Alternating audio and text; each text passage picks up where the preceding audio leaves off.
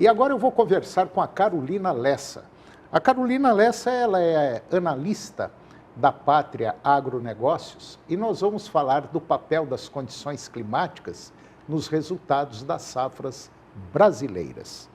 Carolina Lessa, é um prazer tê-la aqui, muito bom dia, muito obrigado pela sua presença e participação no nosso programa, tudo bem? Tudo bem, é um prazer estar aqui com vocês.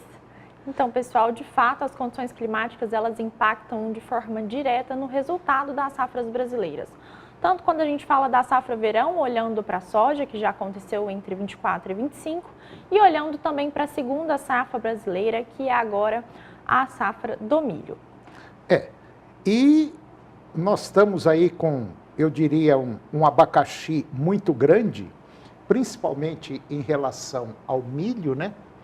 Nós estamos aí com essa gripe aviária que deu uma mexida nos preços. Sim. Os preços já não vinham tão bons devido à alta produtividade que o Brasil vai ter e também esse problema todo de taxa daqui, taxa dali, os Estados Unidos e também a nossa economia interna aqui no Brasil que está atrapalhando e atrapalhando muito, fazendo com que os custos de produção tanto da soja quanto do milho vão lá para cima e isso deixa o setor muito incerto. Mas as condições climáticas são realmente um problema muito sério, porque plantar a gente tem certeza que vai plantar. Agora, colher é outro problema, né? Que é exatamente o que aconteceu na última safra e já esse ano foi o contrário, choveu bem, né? Sim, a gente teve alguns engasgos que aconteceram no momento do plantio do milho. Sim. Né? A gente teve um veranico por volta de 40 dias que acometeram alguns estados, principalmente ali em Minas Gerais, também na parte leste do estado de Goiás. A gente vê que isso trouxe alguns problemas, mas que o mês de abril a gente teve chuvas que compensaram aí esse veranico e aí dessa forma a lavoura foi desenvolvendo de maneira eficaz e a gente tem aí essa expectativa de uma produção recorde do milho segunda safra em 2025, mas que a gente tem também agora, Toninho, alguns engasgos que trazem algumas preocupações para o mercado também, que é o risco dessa frente fria que está vindo aí para o Brasil, que vem trazendo aí alguns questionamentos, né? Porque nós ainda temos milho para colher, né? Exatamente. Ainda tem milho aí que ainda não chegou no ponto, né? Exatamente. Eles estão em período ali de maturação em muitas regiões.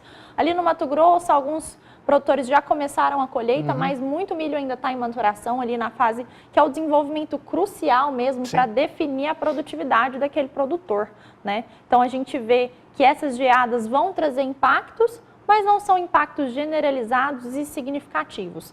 As temperaturas médias ali para a região do Mato Grosso do Sul, que é onde tem bastante preocupação, porque é uma região muito produtora do milho segunda safra, tem esses engasgos, mas são temperaturas que vão ficar com mínimas por volta ali de 6 a 8 graus Celsius e com máximas que a gente vê circulando por volta de 25, 27.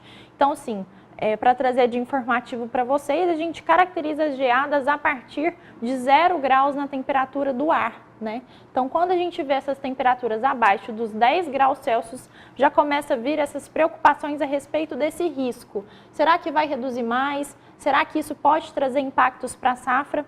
Então, já trazendo a resposta para vocês, a gente vê sim que tem riscos de alguns impactos, mas de formas pontuais, nada significativo que venha impactar de fato na produtividade da safra brasileira em si. Mas não deixa de preocupar, né? Com certeza. Porque a gente já vive tantas incertezas aqui, principalmente aqui no nosso país, e agora a coisa parece que contaminou em nível mundial, né? Está uma situação muito indefinida e também nos preocupa muito o valor de uma saca de milho que, a continuar do jeito que vai indo, meio ladeira abaixo, em queda o preço, tá? E tem muita gente aí que talvez não vá pagar o custo de produção, dependendo da situação desse produtor. Então, já vem com problema da safra anterior, com dívidas da safra anterior. Então, isso tudo é muito preocupante.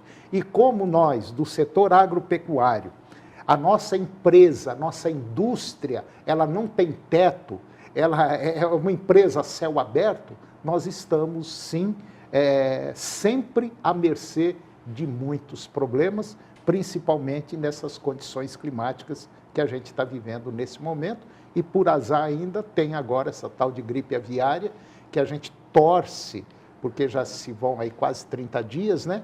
A gente torce para que as coisas não aconteçam em outros estados ou em outras granjas, porque aí vai complicar a situação. Com certeza. Essa questão da gripe aviária trouxe movimentações para o mercado, ali para Chicago. Algumas movimentações aconteceram também no mercado físico. De fato, o milho ele já vinha declinando nas cotações, né, antes da gripe aviária, pelo período sazonal. A gente está no meio da safra, da segunda safra brasileira, então é normal que os preços venham a cair no momento. Por pouco tempo. Sim, por pouco tempo no curto prazo, né? Então a gente já vê que ali depois da barrigada da colheita que acontece em julho e agosto, esses preços retornem aí a melhores preços, né? E com essas questões não só comerciais, mas também de emergência sanitária, como a gripe aviária que você trouxe, traz essas preocupações de fato para o mercado. Mas a gente, dentro das análises, vê que está bem controlado até o momento e se continuar dessa forma, a gente vê que isso tem uma tendência aí de cessar, assim como foi apenas com um foco no Rio Grande do Sul.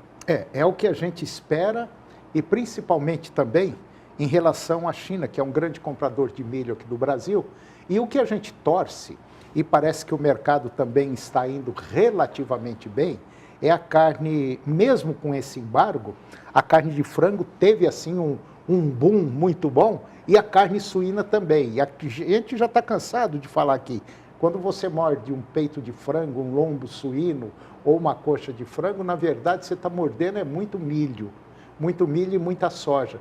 Então a gente torce para que esses mercados das carnes, tanto bovina quanto suína, continuem num ritmo, vamos dizer, acelerado como estava vindo, porque aí também a gente precisa de muito milho para fazer um frango. E tem um outro detalhe em relação ao milho, que é o etanol de milho que está entrando e está tendo assim uma aceitação muito boa e está num ritmo crescente, né? Sim, sim. A gente até entrando nesse lado aí do etanol, a gente vinha também com algumas preocupações em relação aos Estados Unidos. Sim, claro. Né? Porque eles aumentaram a área de milho, reduziram a área de soja, consequentemente a gente pensa, então vai ter uma maior oferta de milho no mercado, será que o nosso milho brasileiro vai ficar menos competitivo? E a gente vê que não exatamente pela demanda do etanol de milho. Então acaba que gera um equilíbrio no mercado, dessa forma, onde a gente tem uma oferta maior, mas a gente também tem uma demanda maior e acaba ficando equivalente ali. E é o que a gente leva para os produtores também, até para eles pensarem de maneira positiva quanto a todo esse cenário que a gente tem observado nos últimos meses. A gente tem que torcer agora, porque nós já estamos numa reta final da colheita de milho. É claro que nós vamos produzir bem. Esse frio provavelmente deverá afetar mais a região sul, do que daqui para cima, né, da região centro-oeste para cima. É óbvio que a gente vai ter um friozinho, mas a gente torce para que essa gripe aviária cesse basicamente o mais rápido possível, para que volte à normalidade. E um outro detalhe, como eu falei, em relação tanto à carne suína e também à própria carne bovina, porque o Brasil é um grande produtor de animais confinados e a gente também precisa de muito milho e muita soja. Então, o que nos resta agora é torcer os dedos, cruzar os dedos, para que as coisas peguem um ritmo aí e não prejudique mais o produtor rural. Agora, um alerta que a gente tem que fazer é para o governo federal. Pelo amor de Deus, nós temos que baixar esse juro para que na safra 25-26 não fique prejudicada. Exatamente. A gente vê assim, nas nossas análises lá na Pátria, que se isso não vier a acontecer, o custo vai ficar complicado, a viabilidade para o produtor vai ficar complicada, porque de onde que ele vai tirar? Se o crédito está mais complicado, os juros está elevado... O dinheiro está caro, né? As coisas vão complicando e, além de tudo, as coisas que os produtores compram, né? O custo de produção acaba ficando mais elevado e, consequentemente, a produtividade deles, mesmo sendo boa, o lucro... Vai embora. Vai embora, exatamente. E tem também agora o IOF, né? que o governo federal autorizou, e isso põe em risco a nossa economia.